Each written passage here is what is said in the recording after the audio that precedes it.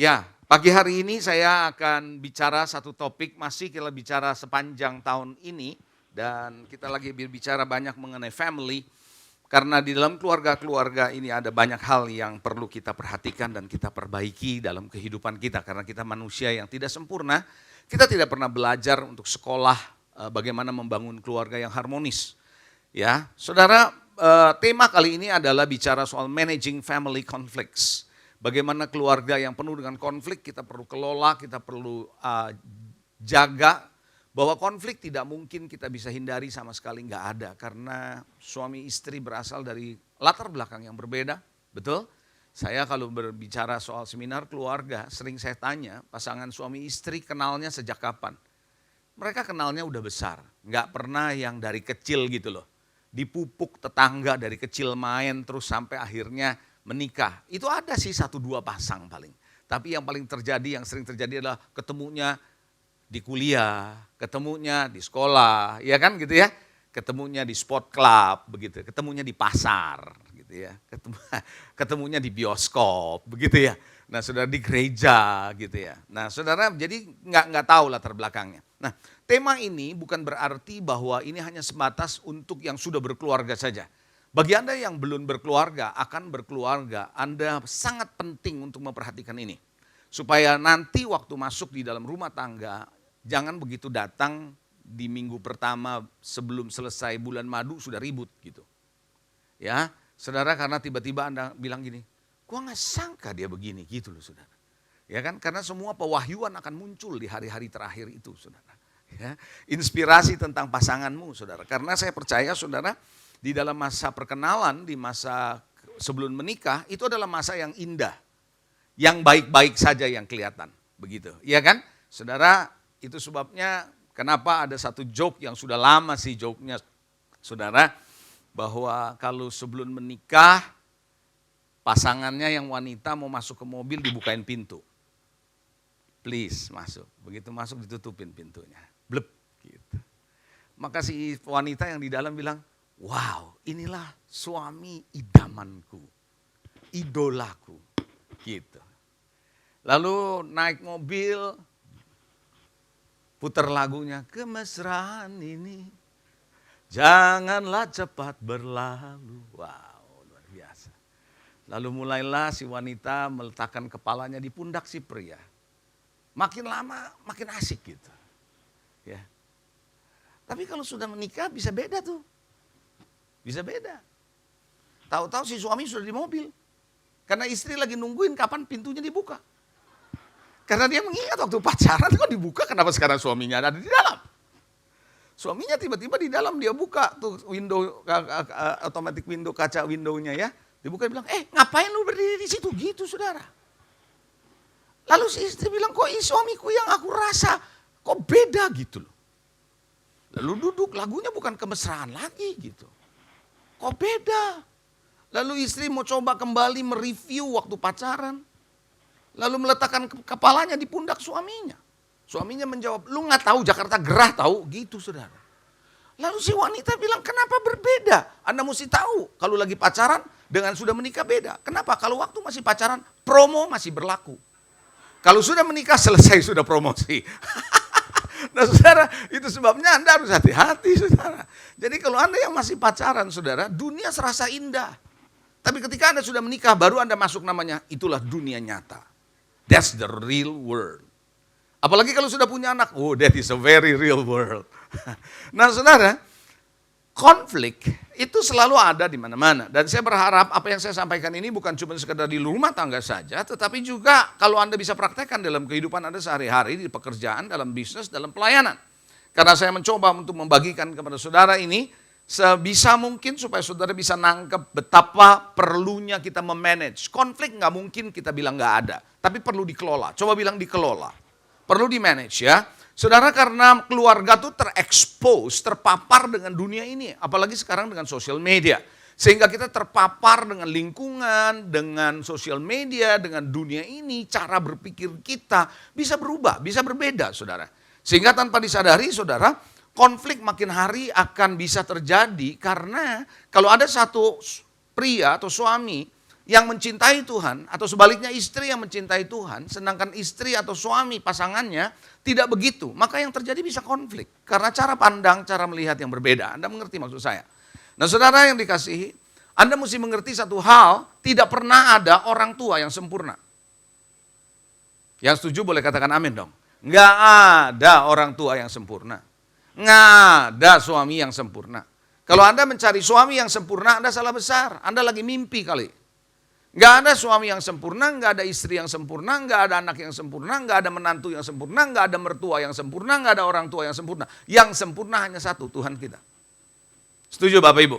Nah atas dasar itu Anda harus bisa mengerti bahwa setiap orang punya kelemahan dan kekurangannya kalau begitu. Setuju ya? Setiap orang punya kelemahannya, kekurangannya. Dan Anda mesti mengerti bahwa setiap orang butuh pertolongan. Setiap orang butuh yang namanya penghargaan kalau begitu. Saudara jangan berpikir bahwa istri yang sudah Anda nikahi atau suami yang Anda sudah nikahi sekian puluh tahun, Anda merasa bahwa ya dia udah tahu kok bahwa saya cinta dia. Yes, I know. Tapi kayak kemarin ini saya katakan bahwa Anda perlu ucapkan. Gak mungkin saudara Anda tidak mengucapkan bahwa I love you gitu. Halo? Betul. Nggak mungkin saudara Anda bisa mengatakan, oh pasti dia udah tahu. Belum tentu saudara. Itu sebabnya perlu diekspresikan. Setuju saudara? Ya kemarin saya kasih ilustrasi bagaimana kalau Anda ada di counternya restoran misalnya cepat saji, entah itu Kentucky, entah McDonald's. Anda di depan kasirnya, Anda diem aja, kasirnya bingung sama saudara. Karena Anda bilang bahwa saya tahu di hati, Anda bisa, Anda harus ucapkan itu saudara. Itu sebabnya di dalam rumah tangga, suami istri harus saling menolong, harus bisa menghargai, harus bisa memberikan pertolongan, menguatkan pengharapan satu sama lain. Betul nggak saudara? Ya jangan berkata istri mestinya udah tahu kok, suami mestinya udah tahu. Enggak juga, karena enggak semua bisa tahu gitu. Dan itu perlu yang namanya komunikasi. Yang setuju katakan amin. Yes saudara. Dan itulah sebabnya hal yang sama juga sama saudara. Anda nggak akan pernah menemukan gereja yang sempurna.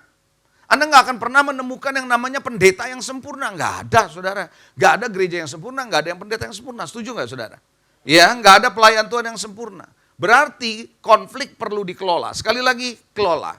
Kalau Anda nggak kelola dan Anda biarkan dan berkepanjangan, percaya sama saya, efeknya adalah di dalam hubungan saudara. Dan kalau hubungan ini dibiarkan, jangan heran perselingkuhan akan terjadi. Jangan heran setelah perselingkuhan akan terjadi perceraian. Saudara, karenanya saya berkata bahwa perselingkuhan bukanlah menjadi titik picu dan titik masalah dari sebuah keluarga berantakan. Tapi perselingkuhan terjadi karena rumah tangga yang hubungannya retak. Karena enggak lagi mendapatkan hubungan yang serasi dan baik di rumah tangga, maka dia mencari hubungan di luar sana. Dan mulailah terjadi yang namanya perselingkuhan. Kemarin saya bicara soal the journey of faith. Dalam perjalanan iman saudara, Anda mesti mengerti bahwa ternyata saudara, konflik saudara dengan sesama, konflik saudara dengan keluarga mempengaruhi perjalanan iman saudara loh. Oh ya, sangat mempengaruhi. Makanya ada satu ayat firman Tuhan di dalam Matius pasal yang kelima, 23-24 saya baca dengan cepat saja karena nanti saya akan tunjukkan lagi ayat ini. Matius 5, 23-24, sebab itu jika engkau mempersembahkan persembahanmu di atas mezbah, perhatikan, mempersembahkan persembahanmu di mezbah berarti mau ibadah dong. Betul ya saudara? Dan engkau teringat ada sesuatu yang ada dalam hati saudaramu terhadap engkau. Jadi ada hubungan yang gak beres, ada konflik batin saudara dengan saudara. Siapa yang memulai kita gak tahu. Mungkin saudara kita yang memulai konfliknya atau kita yang memulai konfliknya. Tapi whatever it is, Anda merasa ada konflik. Nah ketika itu ada konflik, waktu bawa persembahan, mau datang ibadah, Tuhan bilang apa? Tinggalkan persembahanmu di depan mezbah itu. Tinggalkan dulu, jangan lakukan dulu ibadahnya. Tinggalkan dulu, pergi berdamai dahulu dengan saudaramu. Lalu kembali mempersembahkan persembahanmu. Jadi Tuhan lagi bilang begini, imanmu, pelayananmu, ibadahmu, penyembahanmu kepada Tuhan, kalau engkau ada konflik, ini akan mengganggu kamu. Paham gak nih Bapak Ibu? Itulah sebabnya kenapa konflik yang tidak diselesaikan akan mempengaruhi bukan cuma hubungan suami istri, keluarga, tapi hubunganmu dengan Tuhan.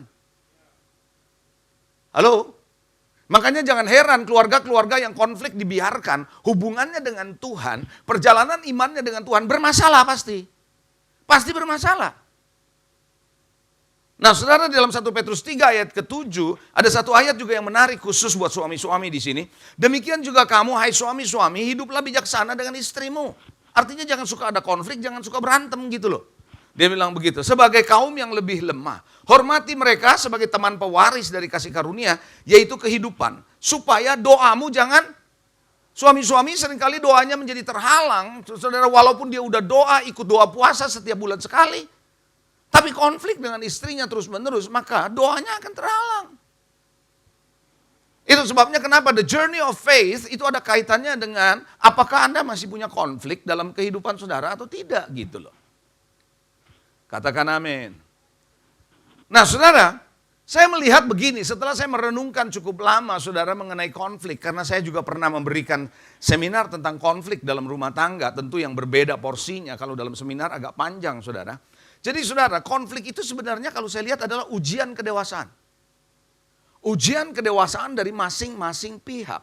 Suami, istri, anak juga, orang tua juga. Dan ini akan memperlihatkan tingkat kematangan rohani masing-masing sebenarnya. Seberapa jauh Anda bisa saja jadi orang Kristen sudah puluhan tahun, tapi belum tentu matang kerohaniannya. Halo? Betul saudara? Orang bisa saja melayani cukup lama, tapi belum tentu matang rohaninya. Saudara, pelayanan tidak menjamin Anda punya kematangan kerohanian.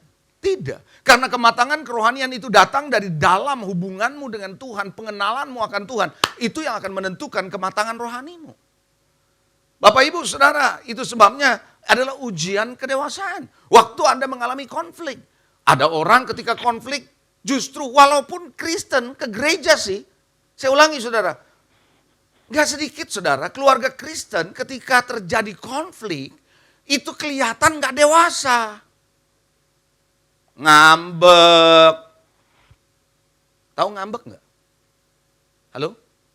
Pernah dengar nggak? Saudara jangan berpikir cuma istri yang ngambek, suami juga bisa ngambek.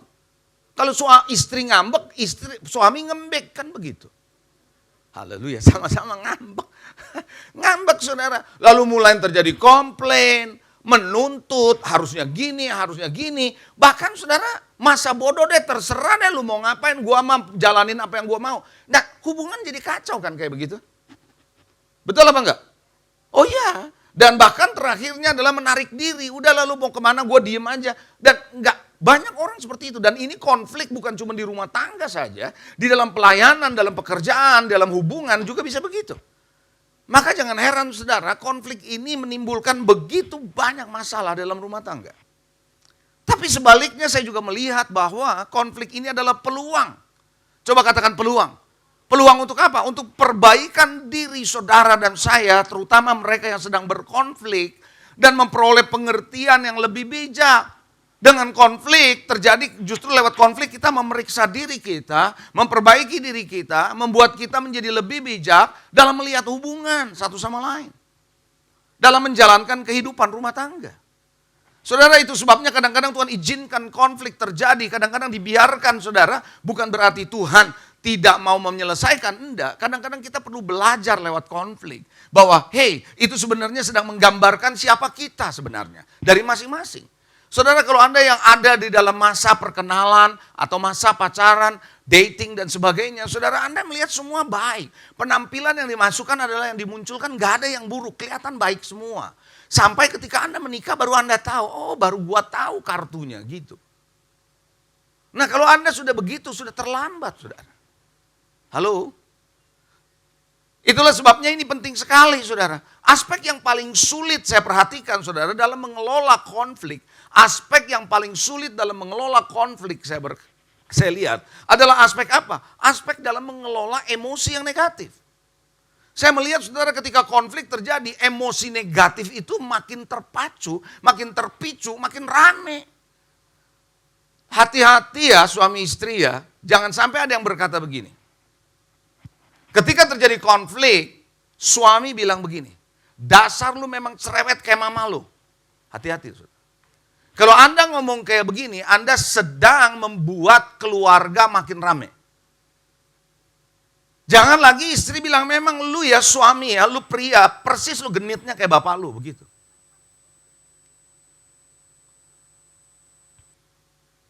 Saudaraku yang dikasihi Tuhan, konflik itu adalah yang namanya sering disebut di dalam istilah kerennya, Dysfunctional family. Bahwa keluarga yang disfungsi, yang berfungsinya tidak baik, tidak pas, yang bisa menimbulkan konflik.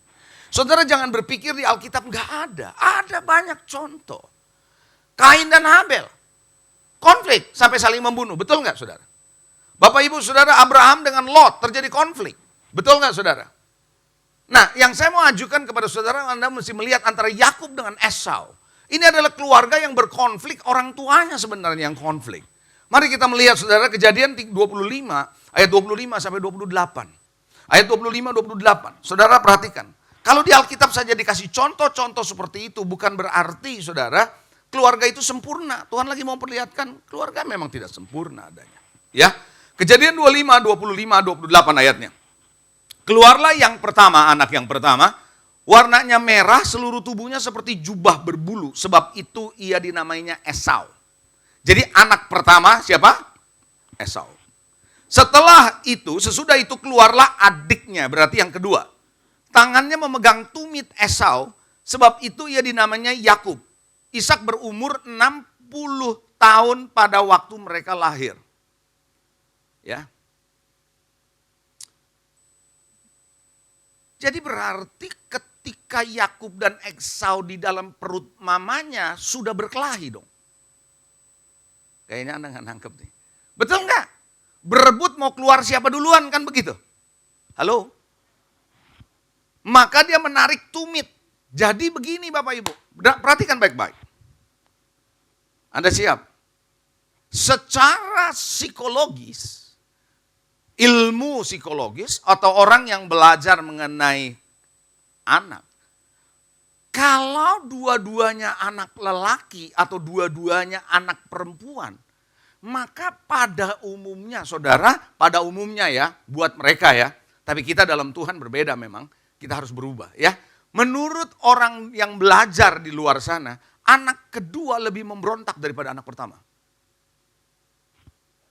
Pada umumnya, kalau anak pertama laki, anak kedua lelaki, anak pertama perempuan, anak kedua perempuan, pada umumnya yang kedua lebih memberontak dari yang pertama. Yang kedua lebih banyak fight-nya daripada yang pertama.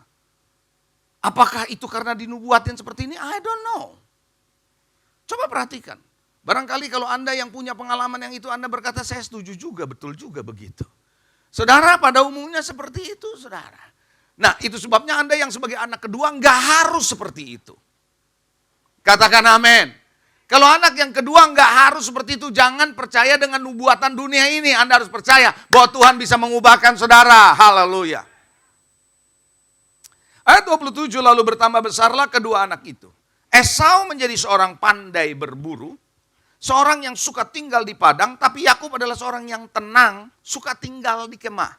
Jadi memang ada ayah yang sukanya di rumah, introvert, lebih di dalam, lebih mendapatkan energinya di rumah. Nah sedangkan Esau suka keluar berburu. Ishak sayang sama Esau. Kenapa? Suka makan daging buruan. Ternyata Ishak ini makannya steak. Suka daging, suka steak gitu loh saudara. Ya, saudara bukan vegan ini. Dia orang yang suka makan daging, makanya dia sayang sama siapa? Esau. Kenapa? Karena Esau suka berburu kasih makan sama bapaknya. Kan makanya orang Chinese dulu bilang, kalau engkau mau tahu laki-laki, jagai lakimu, pastikan perutnya kenyang gitu katanya. Iya kan? Nah saudara, ternyata di sini dibilang Ribka kasih kepada Yakub. Jadi saudara justru ya istrinya punya favorit yaitu Yakub. Bapaknya punya favorit sama siapa? Esau. Nah ini kedua orang tua punya anak, dua-duanya favoritisme berbeda-beda. Bukankah ini konflik? Hati-hati saudara, kalau Anda sebagai orang tua, yang satu Anda lebih perhatikan, yang satu Anda nggak perhatikan, pasti terjadi konflik itu. Si ayah lebih memperhatikan ini, si ibu lebih memperhatikan yang lain, maka terjadi konflik. Anak juga bisa tahu kemana dia harus lari. Jangan heran orang tua jadi berantem karena anak-anaknya. Paham saudara? Saudara tahukah Yusuf dengan saudaranya juga ada konflik? Oh ya, ada konflik saudara. Ada saudara. Yefta, saudara pikir nggak ada konflik. Yefta adalah orang satu pribadi yang jarang dikhotbahkan. Anda boleh baca saja di Alkitab Hakim-Hakim 11 ayat 1 sampai 3. Catat, Hakim-Hakim 11 ayat 1 sampai 3. Yefta ini adalah anak dari Gilead. Gilead ternyata pernah melakukan hubungan yang tidak benar secara seksual dengan perempuan pelacur. Maka lahirlah Yefta. Sementara dia punya istri yang sah, punya anak-anak juga. Lalu Yefta dibawa pulang, terjadi konflik di situ, saudara. Diusir Yefta. Kamu bukan anak yang sah, gitu. Paham gak nih, saudara? Sampai di sini Anda nangkep, saudara. Nah, konflik bisa terjadi seperti itu. Haleluya. So far so good? Sejauh ini Anda nangkep ya? Oke, saya kasih saudara lagi beberapa hal. Slide. Konflik tidak selalu negatif. Nah, ini Anda harus lihat, konflik tidak selalu negatif. Tapi justru bisa merupakan indikasi adanya kemauan untuk menemukan solusi terbaik. Jadi sebenarnya waktu terjadi konflik, suami atau istri sebenarnya mau menyelesaikan. Hanya saja, begitu ya, cara pandang, cara pendekatannya masing-masing gitu loh. Paham gak nih saudara? Kenapa ada konflik? Karena suami punya cara pandangnya, penyelesaiannya gini, istri punya cara pandangnya, penyelesaian gini. Terjadi konflik. Sebenarnya sebuah indikasi mau selesaikan sih, tapi masing-masing pihak punya caranya sendiri-sendiri. Nah, di sini kita perlu penyelarasan sudut pandang. Di sini kita perlu penyelarasan yang namanya basic basis di mana kita berdiri. Anda paham sampai di sini? Anda paham sampai di sini, saudara? Nah, itulah sebabnya kenapa, saudara, kalau Anda baca dalam Kejadian 13, ayat 7 sampai dengan ayat yang ke-12, itu terjadi pertengkaran antara yang namanya gembala Abraham dengan gembala Lot. Saudara, ya. Saudara nanti Anda baca saja Kejadian 13 ayat 7 sampai 12. Saya percaya saudara ke konflik juga merupakan momentum. Coba katakan momentum. Sekali lagi bilang momentum. Momentum untuk apa? Untuk menemukan kembali. Saya menikah buat apa? Saya berhenti sebentar. Mana lebih baik? Saya ngomong begini bukan menganjurkan saudara untuk tidak menikah ya. Bukan. Ada orang berkata begini, saya malu kalau saya nggak menikah.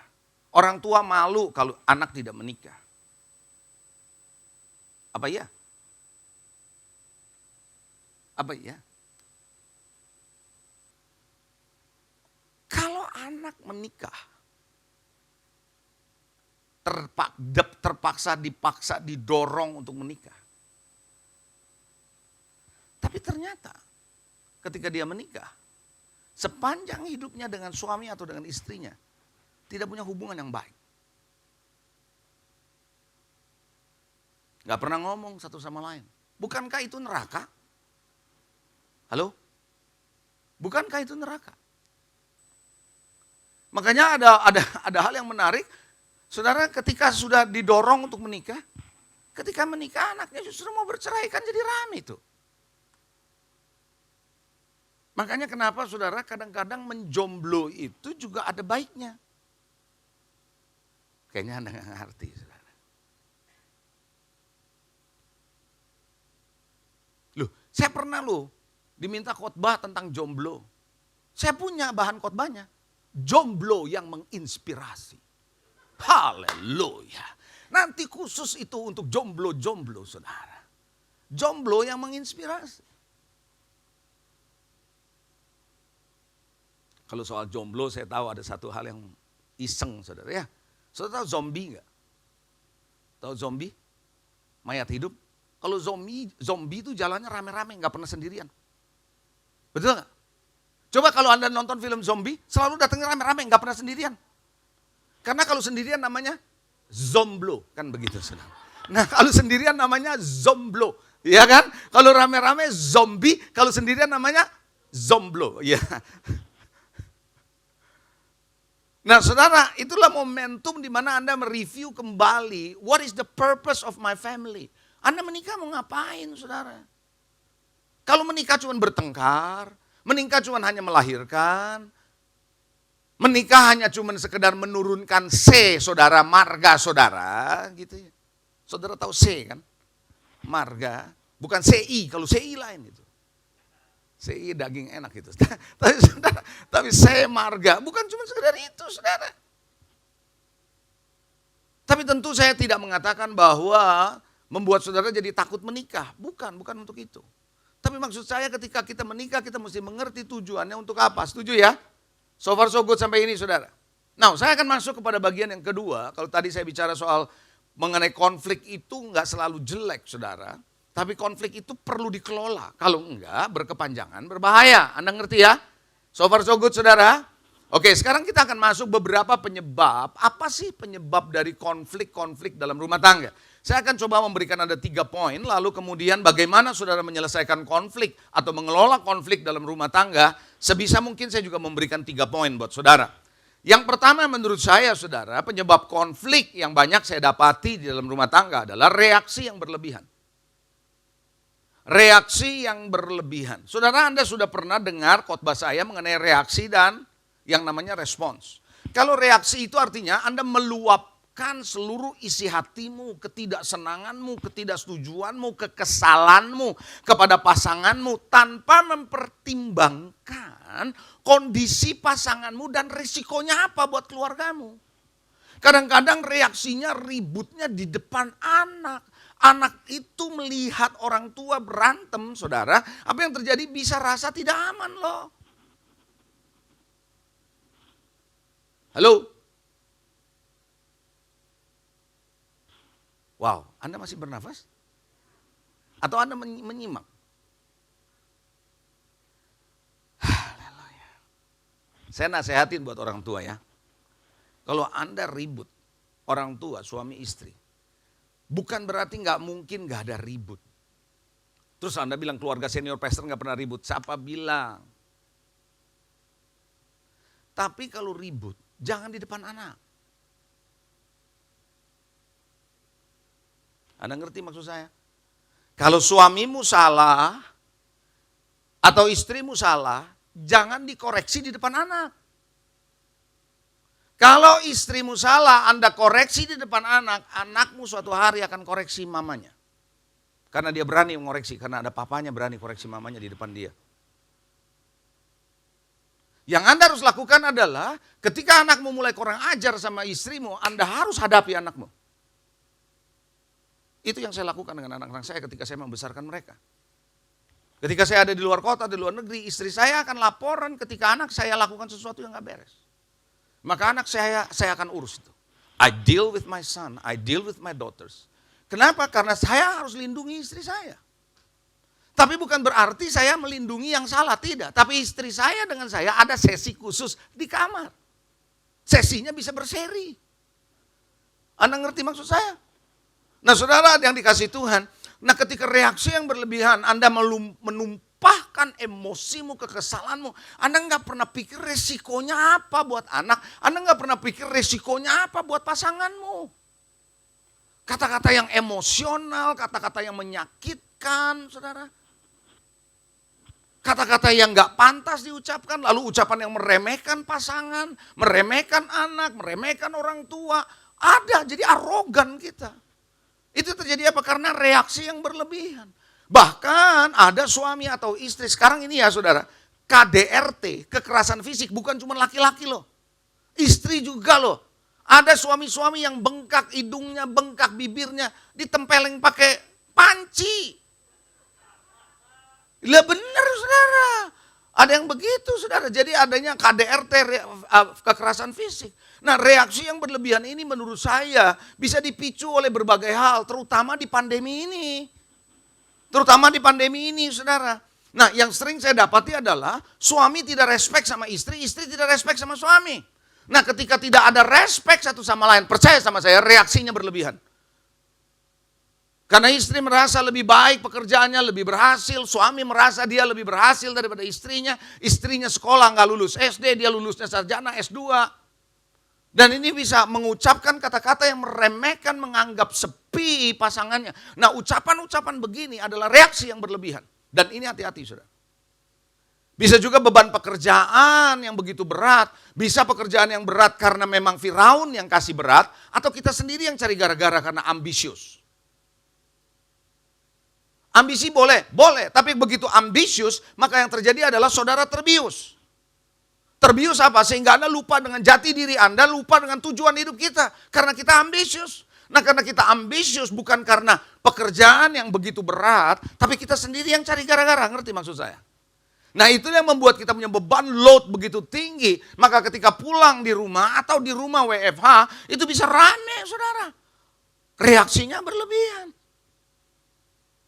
Saudara paham maksud saya? Hal yang kedua, hal yang berikutnya saya melihat reaksinya bisa dipicu, bisa terjadi karena apa? Tekanan ekonomi, tekanan keuangan. Di masa-masa pandemi. Saudara, omset menurun, investasi salah, persoalan salah. Bisa saudara. Tidak ngerti kelola keuangan, investmentnya salah melakukan investasi. Sekarang kan banyak. Apalagi dengan investasi bodong yang lagi rame sekarang. Saya nggak heran terjadi konflik. Saya nggak heran akan terjadi konflik. Tapi bukan berarti saya membiarkan dan kita membiarkan, tidak. So, Anda paham sampai di sini? Coba yang mengerti lambaikan tangan saudara. Saudara hati-hati dengan reaksi yang berlebih-lebihan saudara. Anda harus kontrol itu. Haleluya. Terutama ketika reaksi berlebihan, emosi saudara bisa top dan kata-katamu bisa on the top. Bisa keluar dari ubun-ubun sini saudara ngomongnya. Anda paham maksud saya? Dan itu muka bisa seperti malaikat pencabut nyawa. Kalau bahasanya koping hogiam loong, tahu saudara. Itu itu bisa luar biasa saudara. Saudara, Anda paham maksud saya? Yang kedua, saya melihat penyebab dari yang namanya konflik adalah ekspektasi dan ekspresi. Apa itu ekspektasi dan ekspresi?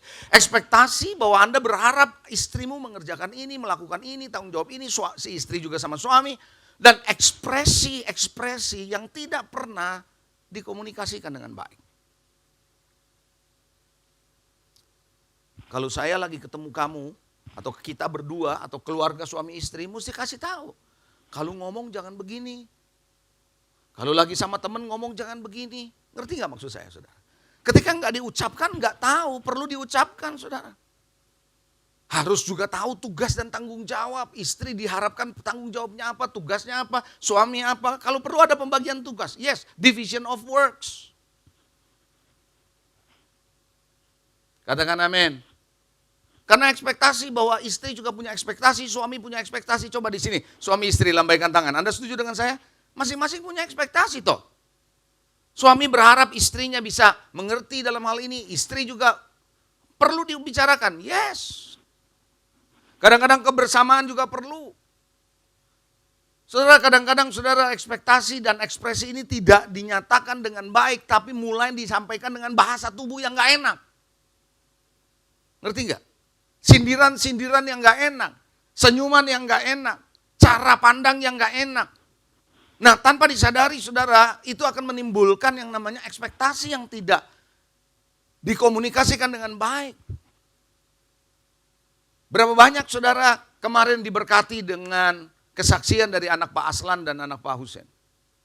Anda diberkati? Itu adalah satu gambaran di mana ekspresi atau ekspektasi dari orang tua dan anak itu tidak terjadi yang namanya satu sinkronisasi, begitu nggak saudara? Bagaimana orang tua mengekspek atau memberikan sesuatu buat anaknya, memberikan rambu supaya anaknya tidak kebablasan, kan begitu. Si anak mungkin nggak melihat itu, tapi sampai si anak mulai bisa melihat, orang tua juga bisa mengetahui bahwa seperti ini, maka itu terjadi yang namanya perbaikan, pemulihan, betul saudara? Karena itu Bapak Ibu Saudara, perhatian dari orang tua, kasih orang tua sama anak bisa berbeda. Istri, suami istri itu sebabnya kalau ada ekspektasi, pengharapan, ekspresi yang tidak terucapkan atau yang salah, coba dibicarakan. Ada amin? Yang ketiga saya melihat penyebabnya adalah kelemahan karakter dan sifat. Nah ini butuh saudara pertolongan Tuhan, saya percaya saudara. Kadang-kadang egois kita yang berlebihan itu yang menghancurkan. Kita nggak mau tahu, kita mau hanya taunya adalah gini. Yang penting siapa yang kalah, siapa yang menang. Saudara, pernikahan itu bukan soal kalah menang. Halo? Amin saudara, bukan soal siapa benar, siapa salah. Bisa saja saudara nggak mau tanggung jawab gitu. Kesalahan suami, tapi suami lemparkan ke istri. Kesalahan istri dilemparkan ke suami. Ini nggak ada yang namanya nggak mau tanggung jawab. Nah kalau nggak mau tanggung jawab ini jadi masalah saudara. Kagak jujur kalau bahasanya, tidak jujur. Ada orang yang tidak jujur. Berbelit-belit, menutup-nutupi, temperamen yang keras. Oh iya memang saya dari dulunya begitu, saya bawaannya begitu. Dari sononya begitu. Lah buat apa dong Tuhan mengubah saudara? Lalu Tuhan berkata, engkau akan kujadikan penjala manusia dari penjala ikan. Artinya ada perubahan karakter. Pak Petrus yang kasar orangnya bisa dipakai oleh Tuhan. Betul nggak saudara? Lah kalau Tuhan bisa mengubah saudara, kenapa enggak gitu? Halo? Jangan kita bertahan kalau memang saya dari sononya udah begitu. Enggak saudara, dari sononya yang mana? Lalu bahasanya orang Betawi bilang begitu. Betul nggak saudara? Jadi Bapak Ibu Saudara, ada 3 hal saya melihat, ada banyak sih sebenarnya, tapi 3 hal yang saya melihat menjadi picu kenapa terjadinya konflik. Sekarang bagian terakhir, bagaimana saudara bisa mengelola konflik. Ketika konflik terjadi, percayalah saudara, berpisah atau bercerai bukan jawabannya. Saya ulangi, ketika konflik terjadi, berpisah atau bercerai bukan jawabannya. Justru itu bikin masalah baru saudara. Ketika konflik terjadi, dengar baik-baik saudara, diam itu bukan emas. Silent is not golden. Tapi seringkali silent is a hatred. Hatred. Jadi artinya diam itu karena kebencian. Kepahitan.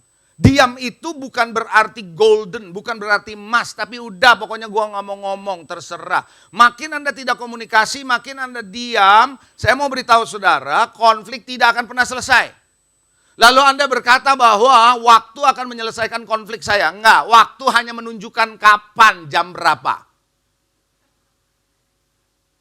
Bahkan kadang-kadang kalau Anda biarkan waktu bikin persoalan makin kompleks. Setuju atau enggak saudara? Saya ulangi saudara, berpisah, bercerai, diam, tidak komunikasi bukan jawabannya. Halo, amin saudara. Masa bodoh peduli amat bukan jawabannya. Saudara jangan membenarkan begini, memang Pak kan saya menikah, dia orang Jawa, saya orang Batak. Terus maksud lo? Jadi memang kita berbeda. Loh, waktu menikah kita disatukan oleh Kristus bukan? Dia wong Solo, saya wong Batak. Lagunya juga beda. Kalau orang Solo, gamelan, ning, nang, ning, deng. Lah kalau saya Batak,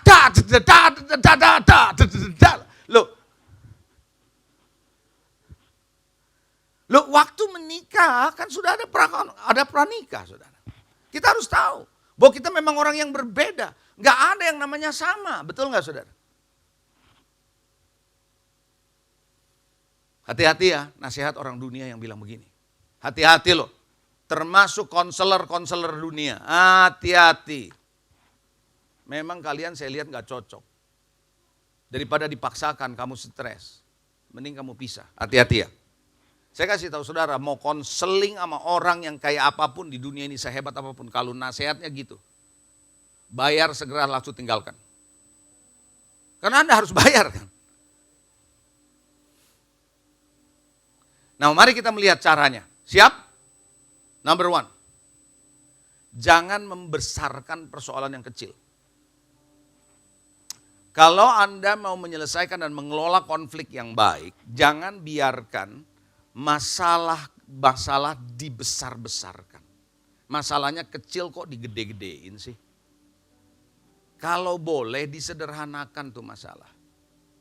Makanya ada istilah KISS. Tahu KISS bahasa Inggris? KISS. Keep it simple, saints. Itu lebih baik, saints. Ada yang lebih gawat. Keep it simple, stupid. Itu KISS juga, saudara. Jadi kita harus menyederhanakan sesuatu. Jangan kemana-mana bawa kaca pembesar. Saya ulangi, jangan kemana-mana bawa kaca yang gak kelihatan jadi kelihatan, yang gak kebaca jadi kebaca. Emang matamu sudah buram.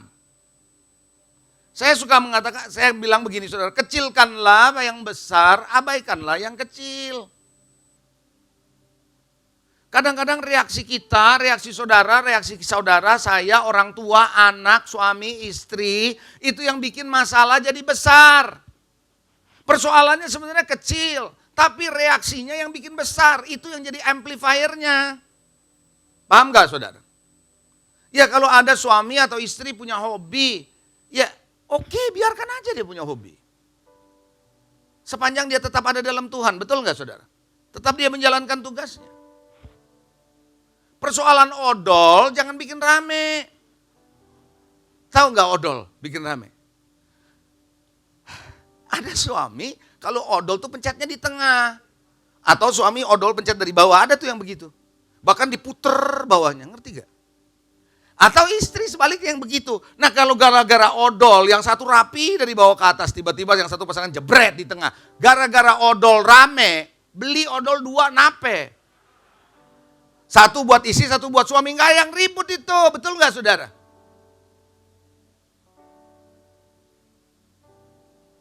Kenapa harus ribut kayak begitu? Udah beli 2 aja, yang satu yang rapi, yang satu berantakan, udah tahu enggak apa-apa. Betul enggak saudara? Jangan saudara masalah kerapihan, masalah kebersihan, saya nggak ngomong terlalu jorok, bukan di sini yang saya maksud. Tapi ada saudara memang pasangan atau suami atau istri yang enggak serapi pasangannya. Saya pernah lihat ada orang saudara ya, keluarga ya, saya pernah datangi itu saudara. Itu ya sepatu ya rapi bener ditaruhnya. Geser dikit digeser sama dia. Kayaknya Anda gak ngerti ya. Saudara nih ya sepatu sepasang rapi disudut. Begitu ada satu geser keluar dia rapiin lagi tuh. Dia bisa nanya siapa ini yang geser, bisa gitu. Ada yang gitu saudara. Terus ada yang ngejemur baju ya, warna merah-merah semua satu set. Yang ini biru-biru satu set. Begitu ada yang pindah dia marah loh, ini siapa yang pindahin? Yang begitu gak usah dibesarkan. Makanya Anda dilahirkan untuk rapi, ya rapiin aja. Anda ngerti gak sih maksud saya? Haleluya. Karena memang itu sukanya, ya udah kalau ada berantakan gitu, lu rapiin lagi aja, susah banget sih. Kok ini kotor? Ya udah kalau udah kotor memang dia nggak perhatikan itu udah bersihin aja selesai urusan. Jangan diperbesar. Jangan diomongin. Itu yang bikin rame. Waktu Anda ngomongin maksudnya sih untuk supaya memperbaiki. Anda kan nggak tahu hatinya dia lagi gimana. Kalau hatinya lagi bermasalah, omonganmu jadi masalah itu. Anda paham nggak? Walaupun sebenarnya maksudnya cuma kecil, cuma kasih tahu, tapi bisa rame itu. Karena you don't know what is in the heart. Anda nggak tahu dia lagi ngapain. So udah beresin aja, selesai kan? Setuju nggak saudara? Keliru kata-kata. Loh jangankan lagi ngomong, khotbah aja saya bisa keliru kata-kata loh. Nah kadang-kadang waktu ngomong udah salah, saya nggak bisa tarik balik, itu masalahnya. Udah kepalang di ngomong, mau ngomong apa? Jadi kalau ada salah kata, ya udah. Kalau ada orang yang lupa, suka lupa, ya udah memang dia lupa, kau yang ingetin lah. Betul nggak saudara? Ingat saudara, kalau dalam hal jangan membesarkan masalah, keutuhan dan kesatuan rumah tangga itu jauh lebih penting daripada pertengkaran memaksakan siapa menang, siapa salah, siapa benar, siapa salah. Siapa menang, siapa kalah, nggak ada urusannya itu. Hati-hati, karena lewat kadang-kadang konflik bisa terjadi karena apa? Membesarkan masalah yang kecil, karena ada kesombongan kita. Ada satu ayat firman Tuhan, Amsal 13 ayat 10 berkata begini, keangkuhan hanya menimbulkan pertengkaran. Masing-masing mau mempertahankan dirinya, masing-masing mau melihat dirinya yang benar, masing-masing mau menyalahkan. Walaupun ada kerikil-kerikil kecil dalam rumah tangga, jalani aja, udah anggap aja nggak ada, udah. Coba saya mau tanya di sini. Siapa di antara Bapak Ibu di sini yang bekerja dan berbisnis, tapi ada pernah Anda ngalamin di bagian tubuhmu ada yang rasa sakit, rasa nyeri sakit, tapi karena tanggung jawab pekerjaan saudara, Anda lupakan soal nyeri dan sakit itu. Anda pernah ngalamin itu? Dan Anda tetap bekerja. Anda tetap lakukan bisnis Anda. Coba, Anda yang pernah ngalamin gitu? Nah saudara, itu artinya apa? Kerikil kecil yang Anda rasa nyeri, rasa sakit Anda biarkan. Karena Anda tahu ada tanggung jawab lebih besar saudara. Dalam memenuhi kebutuhan rumah tangga saudara. Betul atau tidak? Hal yang sama dalam rumah tangga. Selalu mungkin ada kerikil-kerikil kecil. Ya sudah.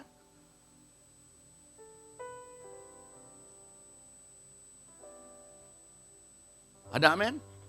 Jangan kerikil kecil itu jadi besar. Belajarlah menjadi seorang yang realistis dalam menjalani kehidupan. Jangan selalu dengerin lagunya John Lennon. Imagine there's no country. Living like today. Gitu saudara. Anda pernah dengar lagu John Lennon? Peace segala macam itu kan bayangin saudara. It's not realistic. Yang kedua. Saya tahu waktu terus berjalan. Tapi yang kedua saya mau sampaikan. Jadi yang pertama reaksi ya. Persoalan saudara kalau yang kecil udah jangan digede-gedein. Coba bilang jangan dibesar-besarkan. Persoalan yang sama di dalam gereja, dalam pelayanan juga sama. Kalau yang kecil jangan digede-gedein. Terus di ngomongin jadi gosip. Ya udah stop aja, selesai udah. Ada amin? Makanya Paulus saja pernah berdoa sama Tuhan untuk melepaskan dirinya dari duri dalam daging. Tapi Tuhan biarkan itu. Yang kedua, hati-hati yang namanya permainan menyalahkan. The blame game. Hati-hati dengan blame game. Saya melihat orang yang suka menyalahkan pasangannya, anaknya, orang tuanya, mertuanya, menantunya, temannya, siapapun. Adalah orang yang sebenarnya tidak bertanggung jawab. Karena dia lebih mudah menyalahkan orang lain. Itu yang terjadi sejak di Taman Eden bukan? Halo? Adam menyalahkan Hawa dan akhirnya menyalahkan Tuhan juga bukan? Hati-hati dengan blame game. Karena blame game selalu mau menunjukkan siapa yang salah, siapa yang benar.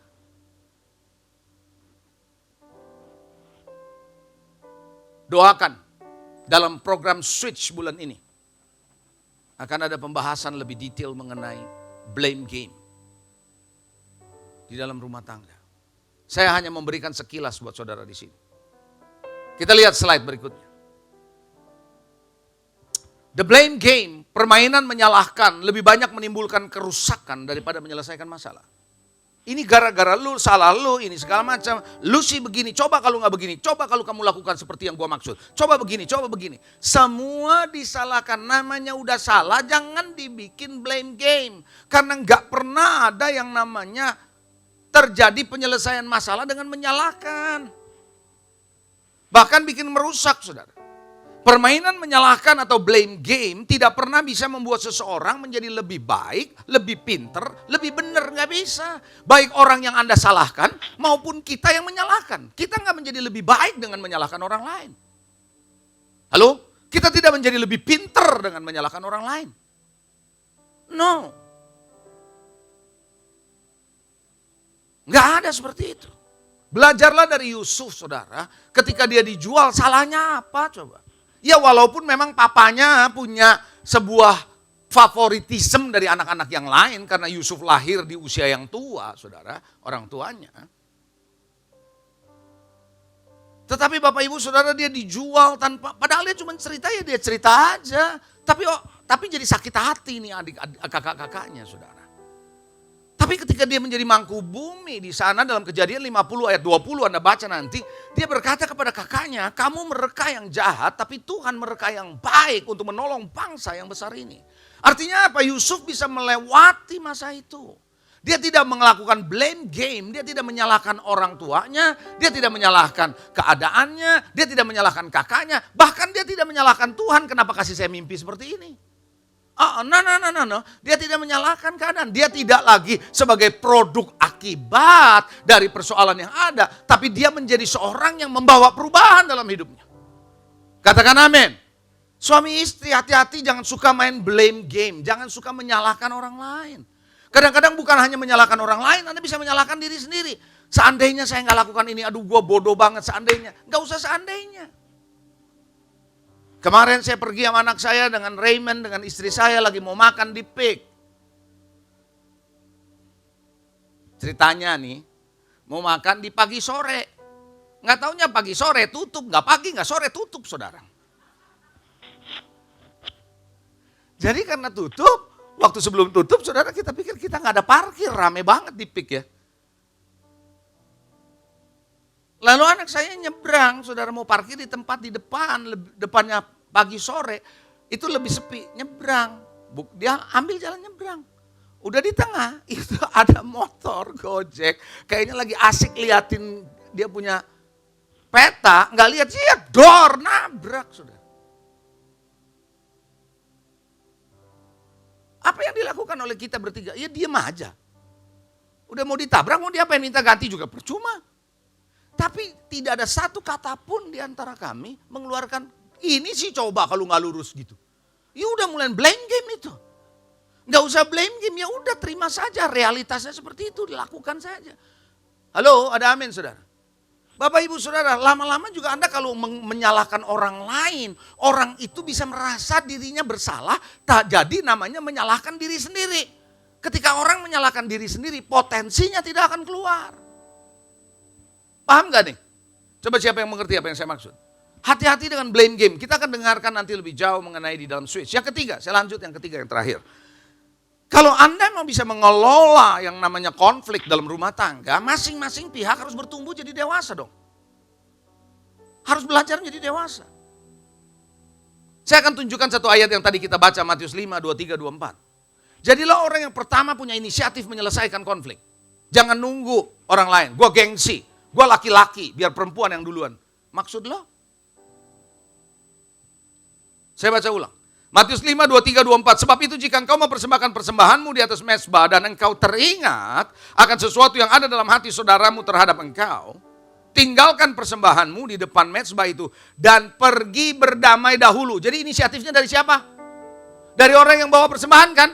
Waktu dia mau mempersembahan, dia ingat ada sesuatu yang gak beres. Jangan nunggu orang lain datang sama dia, tinggalkan, bereskan. Ambillah jadi orang yang berani mengambil inisiatif yang pertama untuk menyelesaikan persoalannya. Oh, saya berdoa supaya suami saya bisa ngerti. Oh, saya berdoa supaya istri saya ngerti. Lah Anda sudah dikasih ngerti. Kayaknya Anda gak ngerti. Anda melihat saya dengan mata yang cukup tajam.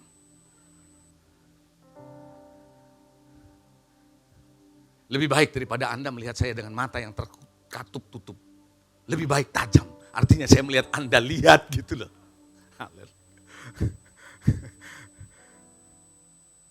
Betul nggak? Kalau kita tahu ada konflik, siapapun yang salah, siapapun yang, kita bukan cari siapa salah, siapa benar, siapa lebih bijak, siapa lebih bodoh. Bukan. Tapi kita melihat keluarga ini harus penting ini. Keluarga ini utuh, perlu. Betul nggak saudara? Anda boleh sukses di mana saja, tapi keluargamu berantakan, saya jamin Anda akan berantakan. Ya mulailah ngomong. Say sorry, susah amat sorry. Start anew again. Betul nggak? Jadilah orang yang pertama untuk bisa inisiatif untuk cari penyelesaian. Nah biarin aja nanti Tuhan berurusan sama dia, Tuhan bukakan, Roh Kudus akan bicara. Lah Roh Kudus sudah ngomong sama lo, kenapa mesti tunggu dia? Halo? Coba yang ngerti lambaikan tangan. Is that help you? Menolong saudara? Kalau Anda melihat konflik itu mulai aja duluan. Ngaku salah, kenapa emang? Sekali lagi, mengakui kesalahan saudara tidak membuat saudara menjadi lebih rendah. Tapi justru memperlihatkan kamu itu menjadi orang yang lebih kuat. Ada satu istilah yang berkata bahwa keterbukaan, pengakuan adalah awal dari perubahan, bukan?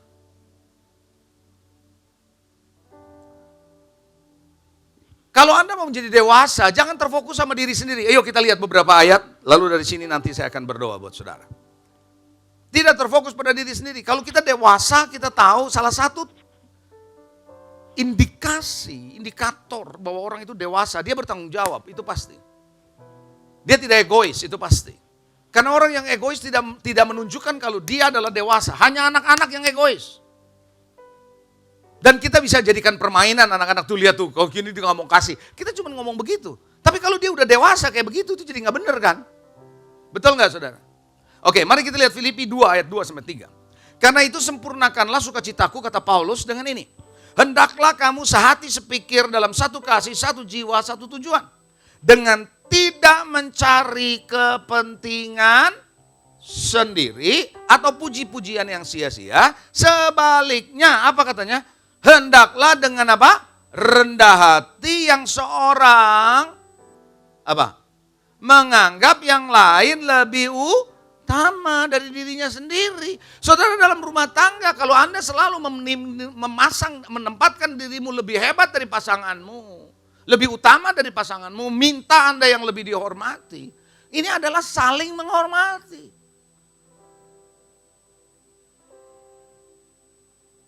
Bagi saya, setiap orang bisa membuat kesalahan. Anda setuju nggak kalau saya ngomong begitu? Anda setuju nggak? Oke, saya lanjut lagi dengan satu perkataan. Anda setuju nggak dengan ngomongan saya? Setiap orang bukan cuma hanya bisa membuat kesalahan, tapi bisa membuat kesalahan yang fatal. Setuju nggak? Ayo, Anda ngerti? Anda setuju nggak? Bahwa setiap orang bisa bikin kesalahan yang fatal. Tapi selalu tersedia kasih Allah yang memulihkan orang ini. Nggak ada yang bilang nggak ada. Udah kesalahan fatal tidak bisa dimaafkan. Selesai hubungan kita. Maksudnya apa? Saya siap-siap ke panitera untuk beberesin untuk perceraian. Begitu. Nggak ada, saudara. Yakobus pasal 3 ayat 16. Sebab di mana ada iri hati dan mementingkan diri sendiri, ada kekacauan dan segala macam perbuatan jahat. Berarti saudara, selama kita egois di dalam rumah tangga, mau orang tua, mau anak, mau mertua, mau menantu, mau suami, mau istri, ketika kita egois pasti konflik.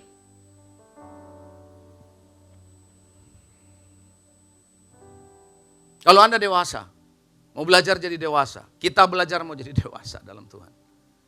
Ketika ada konflik, selain Anda mulai ambil tindakan terlebih dahulu, selain jangan egois, saudara, bertumbuh dewasa. Dan ketika Anda bertumbuh dewasa artinya apa?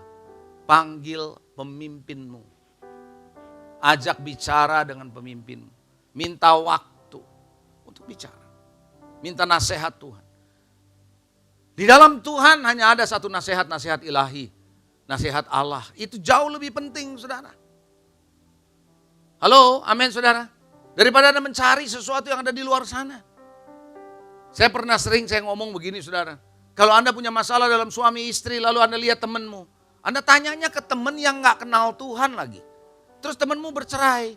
Lalu Anda ngomong sama dia, gue lagi masalah nih sama suami sama istri. Dia bilang gini, alah lu cerain aja suami lu, cerain aja istri lu. Istri lu lihat gue nih sekarang setelah gue bercerai. Menurut lu gue lebih bahagia dulu apa sekarang? Gitu. Iya ya, gue lihat lu lebih bahagia, makanya. Nah saudara, Anda akan dapat nasihat yang kayak gitu. Jangan heran pulang Anda bercerai.